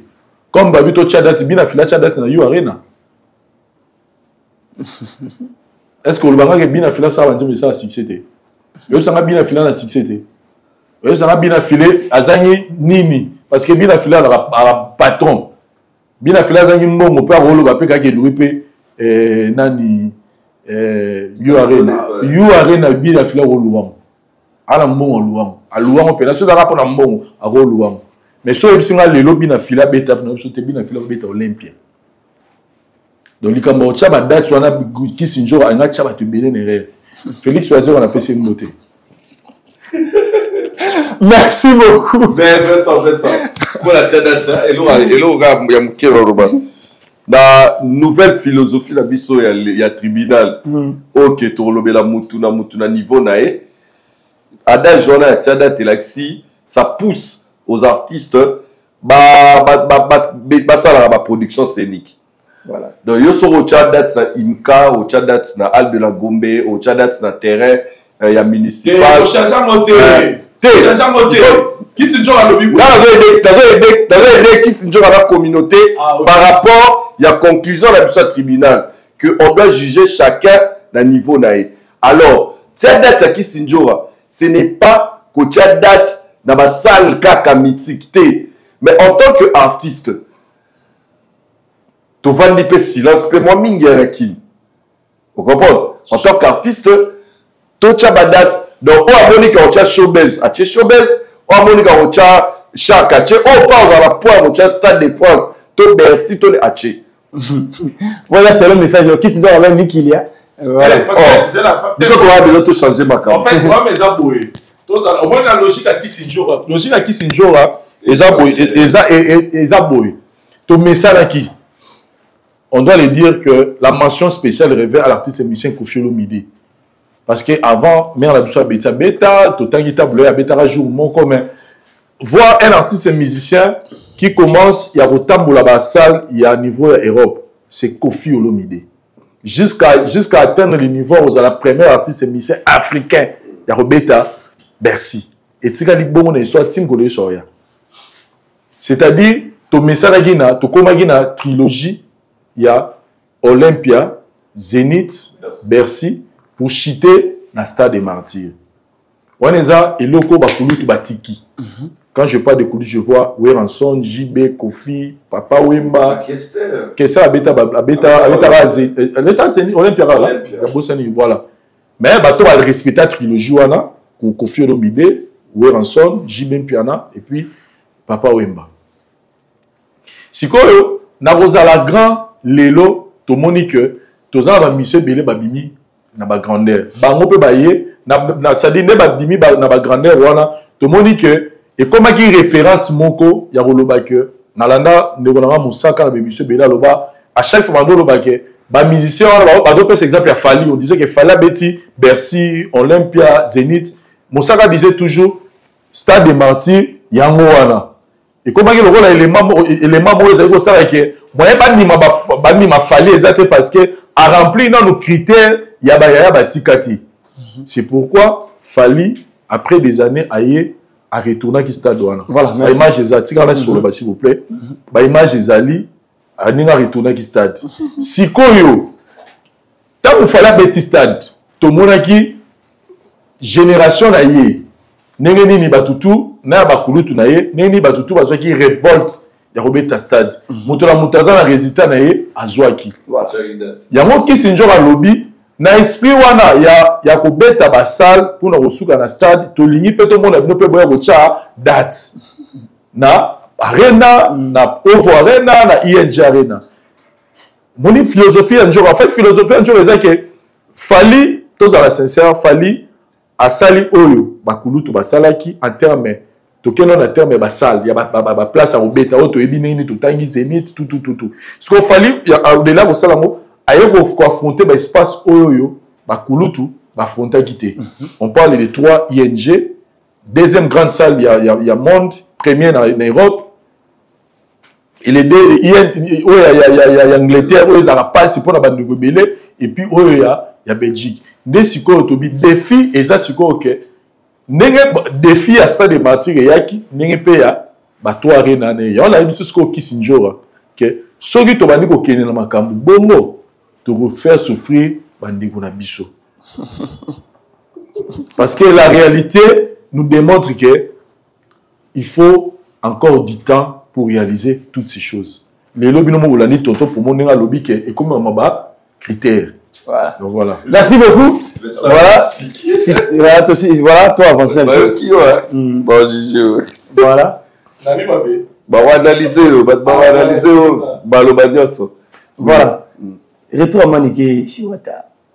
Parce que c'est important, parce que dans la émission, Wata et moi, le bac, il y a des gens qui ont tout le monde le bac, aligné sur le bateau. N'est après cet exemple, je suis un neti, nati le collègue, lui pas fin après nous bon, mais les tout le monde maniqué, à zone super. Apport à maniquer la musique, ils ont. Apport la musique, ils ont. Pour moi, ça, je me dis là. Ce qu'on va apporter le repas hérité, ou ta soeur hérité, ou ta monique va apporter les pour le chemin de la gloire, à Zoé. Ce qu'on va apporter, sur hérité. Dans ma lobane, on a lobane marqué. Nenga lobane, on a apport à boutouté, à Zoé. Parce que moi, personnellement, on a apport dans ma musique. On a plus apport dans ma chaîne à bateau. Atalisa ba chaîne. Kana mambo o lo ba pa wana te akimi kili. Atalisa ba chaîne. Mani ke vraiment so tche na chaîne na o talama. O talama makasi mais la musique apporte rien. Ba chaîne t'aime de mieux poto. Mani ke apporte rien la musique. Voilà, merci beaucoup. Ben ça tu me sauras que ça dérange pas. Rencontre à Isaki Laurent Netili solo mais comme on appelle en réalité tout le monde va photo de circuler. Depuis qu'il a maillé sur Fabrikas dans le studio, je crois. Voilà, bazo préparé. Voilà. Moi, le roman, on peut bouiller, habiter des manches à naturel. Non, moi j'ai aimé, je suis en train d'encourager. C'est là, jamais c'est bien, mais pourvu que ça dure. Pourvu que ça dure. Parce que tu es voilà. Pourvu que ça dure. Je suis venu dans cette dynamique pour réconciliation là et ça m'a bien babi ça na moni babani da projet na bango bazo avec sa photo ne dans la studio et ça bien ce sont nos ça dit baba de ba yembi ya minene peut tous la bango na mboka pour ba yemba bien ça peut m'en danger mais pourvu que ça dure, c'est ça le problème seulement. Voilà, merci beaucoup. C'était un gros Baksa. Non, moi j'avais de larmes aux yeux. Tant la monnaie, na rep, oyemba. Voilà. La santé est vraiment complicité, tout le monde va travailler ensemble. Et pour Nangaï, comme le monde, tout le Congo et Pesabiso sous-souté, duo, album, Wera Jibé. Bon, merci à Madou Diabou pour le concert à Wenge ensemble, mais duo Mawera Jibé. Comme il vous a peut-être difficile, tous fallu faire sur un même projet, où ils ont duo Moko très magique après le duo Wake Up. Voilà. Ouais, c'est très magique. Mais comme Vincent, il faut durer dans la sincérité, dans la honnêteté, hypocrisie, ça vraiment pour l'amour de l'art et le business. L'aspect business, l'aspect artistique, l'amour, vrai amour. Parce que mais ça ne s'est pas moi mingi, yokani lelo, bebani lobby, moi je regarde pas ça, je prends le bon côté parce que on a la viva in arrêt pour arrêter sur ta vidéo, c'était fort, c'était très fort. Dans un senti vraiment que des plics manquaient dans Fabrikas manquait là des plics. Et puis dans le vélo, il y a très capital, ça va faire du bien dans ma carrière dans Bombalé.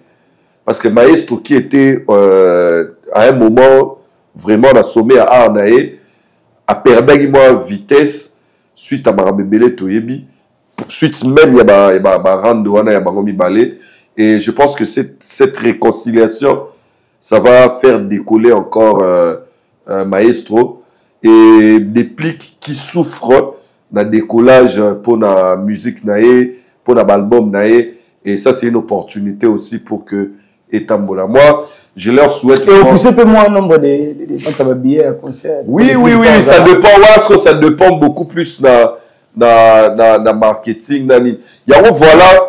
On a le bel monde. Permettez-moi une minute. Le bel monde Vincent le bel série il y a tant le moment Inosbi. Et ça en réalité mon au photo yeba. Le fait de passer à la télé, de dire que là ba fan na comme na bango ba villageois. Là ba fan na comme na ba ngando. Là ba fan na comme na bango ba soki ba nani. Il l'obite quoi là ba fan en réalité. Or, ma jeune génération, Fabregas, c'est quelqu'un qui a été aimé par beaucoup de fans. Même le Warrior, même le Gaulois, même les spirits. Donc, même Balingake, parce qu'il faisait très bien sa musique. Et tu vas voir que clash au détriment et aîné dans Bango. Et ça, Bango va prendre. Et on peut sur l'exemple mêlé. Tu vas voir peut-être aussi Robinho souffre de cette histoire. Clash avec Ferré. Au moment que Robinho, tant qu'on met un channel, c'était de Gaulois, de tout le monde dansait ça. Mais au moment où a clashé Ferré, le père de Gaulois, tu vois, à père de un père, tu vois, en clash, tout mais tu as vu comment ils ont perdu le terrain. C'est pour dire qu'il faut pas être dans la réalité.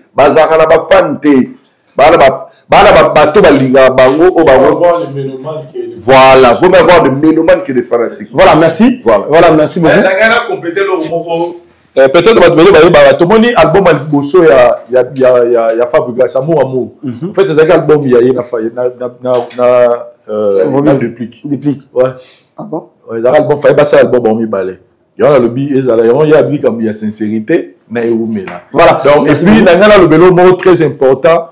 Moi personnellement, comme je dis, génération Lelo sali dépasser la limite au Bayaya Basalaki à travers Fali Poupa où il a joué les arénas, deuxième salle et tout ça.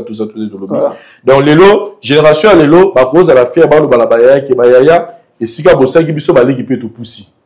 Ça dit je parle de Fali faire et tout ça. Bah pousser place où c'est ba poussa. Bah ça les à bango, il a par exemple à Fali pour la place où à Betty a su ba disque d'or au Bayaya, bah ça quitté, ça dit il a fait beaucoup de choses. Mais ce que ça est le manque. Oh on a pour ngai na lançant un message sur ba otala nga ba mi balé lelo. Jusqu'aujourd'hui, l'album de tous les temps, il y a featuring et ça il y a Koffi Olomide na Papa Wemba Weka. Alors, il faut génération ya lelo ba penser qu'au pesa biso album moi les a devoir au batikana et pour l'anga ceux qui sont artistes oyo ba ko relever des faits na ba mi balé kaka c'est na Fali na JDT ba s'attendait na moté ceux qui Fali na JDT ba yo kani pena que non ndeko tout ça l'album biso mbalé en tout cas Weka pa ozambanda liboso et ça l'album wana. Voilà. Merci. Merci beaucoup, Pasteur Tuliste Basuka. Tout si ça la biso. N'habitez le Basuka dans le tribunal, mais on a les gros amis. Non, le Basuka, c'est là que dans le lobby, qui s'est toujours atika wambouye batou, atika au pesa batou, moutou passi. Les autres comprendre que chaque artiste ou musicien, au monde peut dans la chaîne YouTube, on ne fait pas la même chose. Voilà. On n'a pas le même niveau, mais biso tout au poste à la vidéo sur YouTube. C'est-à-dire chacun de nous a une vision. Et la vision, voilà. Donc, ceux qui ont bali bloc wana, ça va nous passer. Chaque musicien a un niveau de fan base naie, a une réalisation naie ou à sala. Donc, ceux qui ont identifié bango kana fali et ba nous ça to ba nous mona ba réalisation ba nous souté. Tout ce qui a monté na muta sala musala na ko naie na nga sala. Ceux qui ont critiquer bango, to ba ko critiquer to critiquer bango. Pour bas développer et non pour bas les cafali, pour bas comme le la fali. Parce que mutu na niveau c'est même temps wakala Et ça l'a été Papa Wemba faisait, il était arrivé, Kofi Olomide, qui est arrivé au niveau international. À niveau de l'eau, on reconnaît le Congo parmi les musiciens, on va reconnaître le Congo, Kofi Olomide, Hazard, parmi les 3 premiers, pour ne pas créer une polémique. Mais, pour tout le mais il a existé avant Kofi Olomide. Voilà, merci beaucoup. C'était un lycée vite fait. Tu vas le basso est aux années et puis va dédicace au papa. Ouais, émission qui toque nyonso tolobi awa ezokende na cadre analyse. Analyse veut dire aussi liberté de penser, liberté des idées, voilà. Des idées. On réfléchir selon connaissance na biso, selon ba obozanango. D'inviter la citoyenne du ciel où il a trouvé que ma propos monsieur Zaghi déplacé à Kolimbisa. Les commentaires sont libres. Hein? Oui, on a bien Kolimbisa.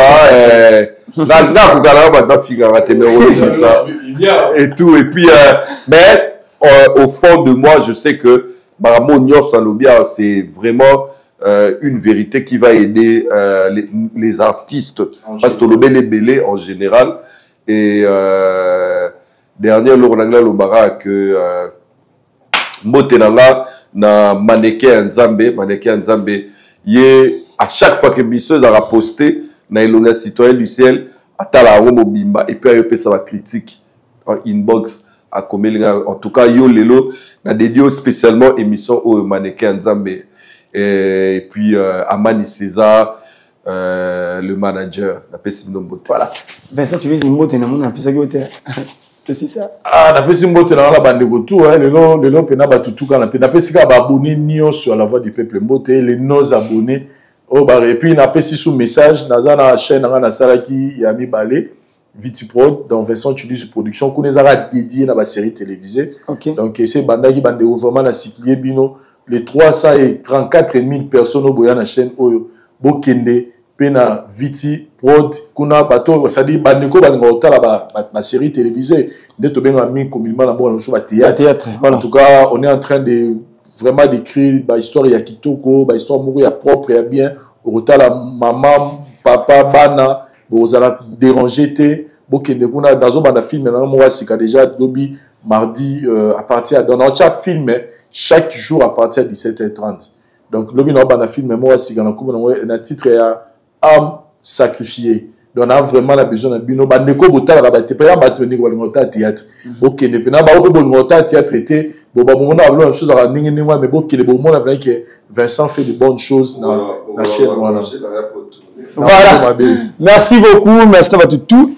Au balanda biso début jusqu'à la fin, ba commentaire na bino, ba remarque na bino que ça la bien, ba partage na bino et que ça la biso de la vision. Voilà. Mutela mutaza la bien, ba mso ça la émission na chaîne ya tchara banalise mais nga na la voix du peuple na sala tribunal na sali vérité en face na sali les news des stars na sali rendez-vous valable voilà. Mais na vision na habité na ndo tchape ba théâtre na habité na zope na créer chaîne mo za ka ba te donc tiko na mito na deux chaînes YouTube où ils ont fonctionné donc ça dit na lo ba pété que na sali bolu maman citoyen du ciel yepé maman wa que nous ça pega maman donc muto na vision na ye voilà merci beaucoup.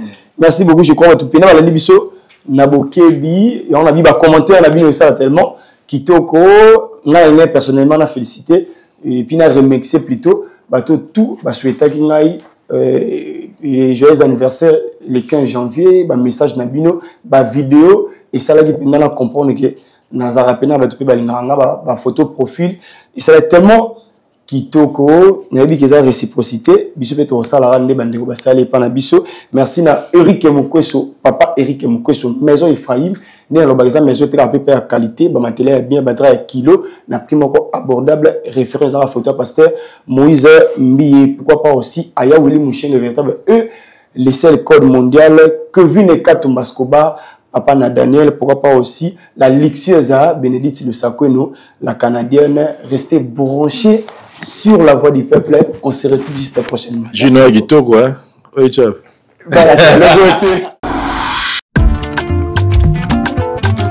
Boutique exemple à suivre. Portona Congo. Boutique exemple à suivre. Portona Kisasa, Tobo Imindo.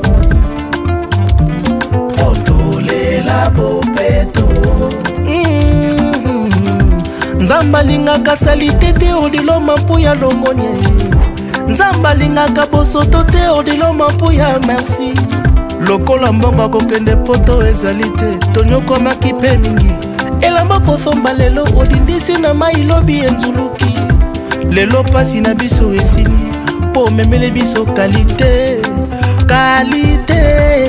n'exemple à suivre chez Odilo Mampuya qualité boutique exemple à suivre Potona Congo boutique exemple à suivre Potona Kisasa Tobo Imbindo jeune kinoa lela na yemola tolela bopeto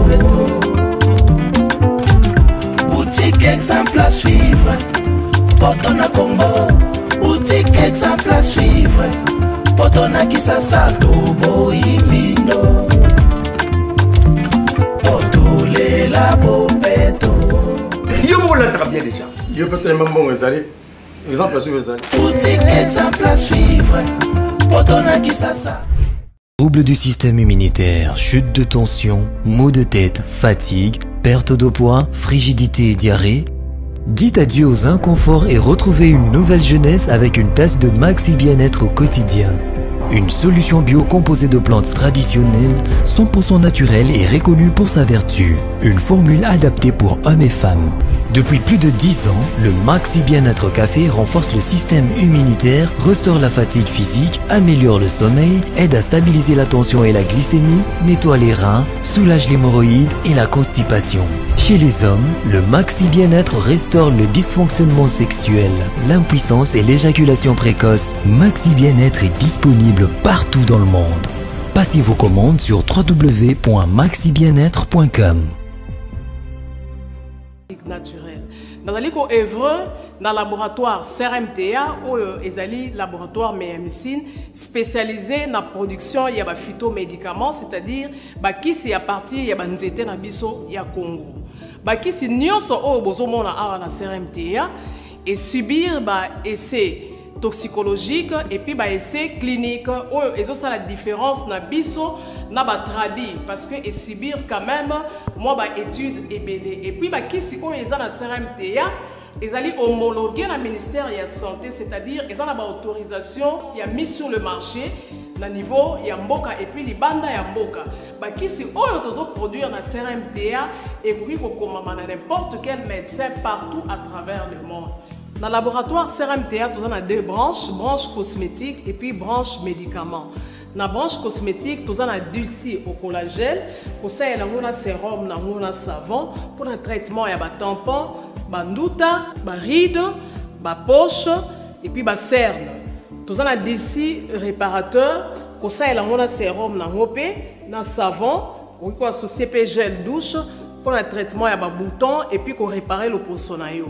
Nous avons dit 6 cheveux, pour ça, les huile, na shampoing, pour le traitement des cheveux abîmés, des cheveux haut et baby, des cheveux colorés, ils allaient ko botisa suki noki et puis ils allaient ko retarder repousse ya ba cheveux blancs. Tous appels na parfum na biso ou to sali à base ya banzete na biso ya Congo. Spécificité na ngo ils allaient ko kitisa yo stress na kati ya nzoto. Na branche médicaments tous allez na méamycine, sirop comprimé, ou ils allez kiss na biso ya ba mib, ba levure, ils a anti-poison, ils allez traiter ba problème nyonso. Il y a les boumou, tous allez na kiss na biso diazostimule, ou ils allez traiter ba différentes formes et impuissance sexuelle, tout en éjaculation précoce, dysfonctionnement érectile, manque de libido, azospermie, tous allez na kiss na biso zingenalis, suppo na comprimé. Vous allez traiter différentes formes, il y a hémorroïdes internes et externes, vous allez régulariser le cycle, il y a maman, vous allez na kiss na biso sensifos, vous allez kiss il y a malaria, présenté sous forme il y a sirop comprimé, vous allez na kiss na biso méamycine crème, vous allez traiter différentes formes, il y a maladie, ou il y a ploposo, mycose, ou il y a na makolo ya bana mibali, maladie empêchement palata et pas ya bana, na maladie msou ya loposo, vous allez na diazolex, ou ils allez traiter différentes douleurs rhumatismales, douleurs ya mokongo, paiement, allergie au pollen, ils allez pommade tomuli kombo ya papa na biso tondele diazolo, tous allez na méamycine crème ndenge na tamaki, tous allez na allium, oyo ezali kisi na biso ya tension ezali kotraite hypertension. Tozali na borex oyo ezali kobombisa système ya bapapa ezali kokomisa yango molai mpe monene. Tozali na menga kisi na biso ya makila oyo ezali kozongisa makila na bato oyo baza na problème ya anémie quel que soit sorte type ya anémie. Et puis tozali na tisane Dr Maxon oyo ezali tisane na biso ezali kotraite ba myome, ba fibrome, ba kyste ovarien et puis basi oyo baza na problème ya kobota. Tozali pe na diabéine oyo ezali kisi na biso ya diabète et puis tozali na antipoison na biso oyo ezali ko neutraliser poison na kati ya makila.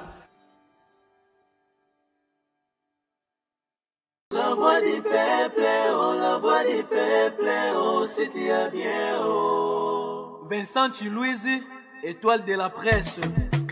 La voix du peuple, toujours longueur d'avance. Les informations partout dans le monde. La voix du peuple, toujours actualité, la actualité. La voix du peuple. Maman Nangaye.